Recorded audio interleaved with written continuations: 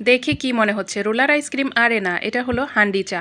এই হান্ডি চাটা দেখে আমি আর লোভ সামলাতে পারলাম না, তাই এক হাঁড়ি হান্ডি চায়ের অর্ডার দিয়ে দিলাম। সো হ্যালো এভরিওয়ান, আসসালামু আলাইকুম, welcome back to Ronok Jhan blogs. আজকের ভিডিওটা চা প্রেমীদের জন্য। নান্দনিক সাজে গুছানো এই স্টলটা দেখে অনেকেই দাঁড়িয়ে যান দেখার জন্য। তারপর চা প্রেমীরা চা দেখে লোভ সামলাতে না পেরে অর্ডার দিয়ে দেন এক হাঁড়ি চা।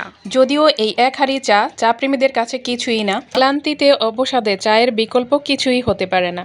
কিছু মানুষের দিনের শুরুটা হয় চায়ের সাথেই, আবার দিনের শেষের ক্লান্তি দূর করার জন্য চাই চাই।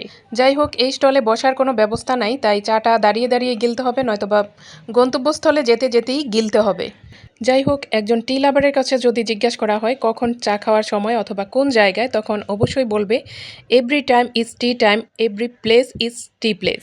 যদিও আমি এত চায়ের পাগল নই, তারপরেও এখানকার রাজকীয় আয়োজন দেখে শত ব্যস্ততার মধ্যেও মনে হলো যে এক কাপ চায়ে যদি চুমুক দেওয়া হয় তাহলে যেন আভিজাত্যের ছোঁয়া পাওয়া যাবে। পারফেক্ট চা বানানো এক ধরনের শিল্প, যেটা অনেক দিনের পরিশ্রমের মাধ্যমেই অর্জন করা যায়। তবে এই লোকজনের চা বানানোর স্টাইলটাও একটু ভিন্ন।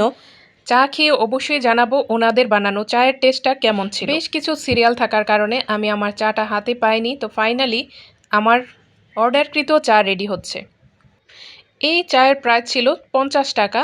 নর্মালি আমরা বাসায় যেরকম দুধ চা তৈরি করি ঠিক এইরকমই বানিয়ে রাখে, তারপর উপরে গুঁড়া দুধ, কাজু বাদামের গুঁড়া এবং 2 কালারের ড্রাই নারিকেল দিয়ে সার্ভ করে থাকেন।